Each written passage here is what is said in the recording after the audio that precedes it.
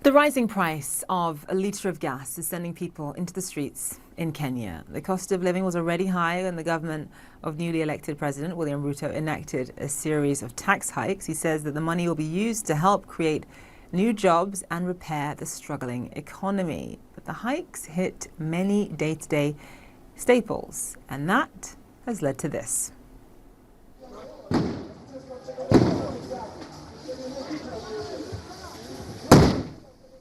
Thousands of Kenyans taking to the streets in protest on Friday, with police firing tear gas as well. There are reports that 3 people died during the protests, which were called by opposition leader Raila Odinga, who is still upset about losing an election in which he thinks that there was widespread fraud. To make matters worse, the Kenyan Supreme Court and the government are currently fighting over the tax increases. The court has suspended some of them, but the government has raised petrol prices anyway. With more on this, I'm joined now by Kenyan journalist Julian Zamboko with Nation Media Group. Julian, thank you so much for being with us. I mean, before we get into the ins and outs, the infighting between the government and the Supreme Court on this, I just want to start by focusing on what these tax hikes and these the rising cost of various food items, how it's affecting ordinary Kenyans who, by the way, have already been suffering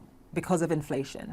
Just walk us through what their day-to-day lives in terms of being able to afford basic goods actually is right now. Thank you so much. It's a good opportunity to be here. So the cost of living was already elevated even before we had this proposal on taxation, which took effect on the 1st of July. And what this did, especially the doubling of value-added tax on petroleum products, was to have a ripple effect across the entire economy. The cost of living has gone up significantly. And if you imagine you're coming from a multiplicity of shocks, first COVID-19 and thereafter Russia, Ukraine, and the spillover effects, the wallet of the ordinary Kenyan is already quite distressed. And therefore, this came at a time which was quite inopportune from a cost of living standpoint. And that's why it has really escalated as far as it has in terms of protests. And what is the government saying about why these tax hikes are so important? I mean, they've touched on this idea that it's important to raise taxes in this way to repair the struggling economy, but have they given more specifics? Absolutely. The government is facing a double whammy. So on the one hand, tax revenue domestically is falling behind target, as we've seen in the financial year we just ended. And globally, the global conditions are quite tight from a financing standpoint. Going to market to raise debt is not as easy as it was 5 or 6 years ago. And therefore, there is need to ramp up domestic revenue. And the only way to do that is by way of tax measures. And Kenya is currently under an IMF program. Part of the objectives behind it is to increase domestic tax revenue. And that is the reason which the government is floating in terms of the ability to finance day-to-day spending.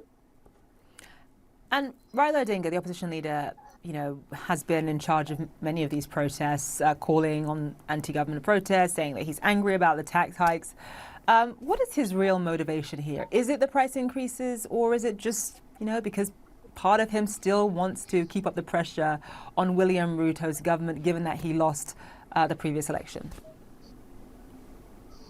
Right. I mean, ever since we had the August election last year, Raila Odinga and the opposition faction allied to him has been on a mission to delegitimize the current administration. And what has presented an opportune moment is a situation where the public is generally disenfranchised from the high cost of living, depressed incomes. There is a lot of despondence in the economy, and therefore there's just fertile ground for Raila to mobilize his troops and go to the streets and agitate for what he says is about the cost of living and the state of the economy, but also definitely there are political undertones here in terms of getting to the table and indicating that indeed he does have a say as far as this country goes. But the thing is, I mean, the tricky part for President William Ruto is that these tax increases are even unpopular with his own supporters. So that's a difficult position for him to be in. What does this mean for him politically?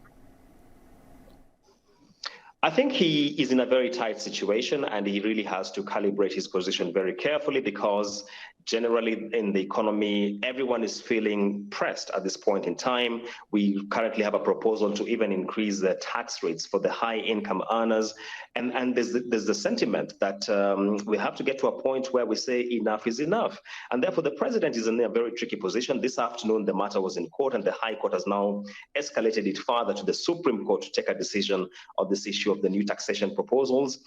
Definitely, from a political capital standpoint, the president is facing a very tight situation, and he has to be very careful going forward. So how do tensions calm as a result of all of this? I mean, if, let's say, Raila Odinga continues leading these protests, continues telling his supporters to take to the streets, if President Ruto's supporters are stuck in the middle and not happy about these tax hikes, what happens next in all of this? Something has to give at some point, and we saw this right at the start of the current conversation about the proposed tax measures. There has been the much talked about housing levy, which was being introduced at 3% of an employee's gross salary, matched by another 3% by the employer.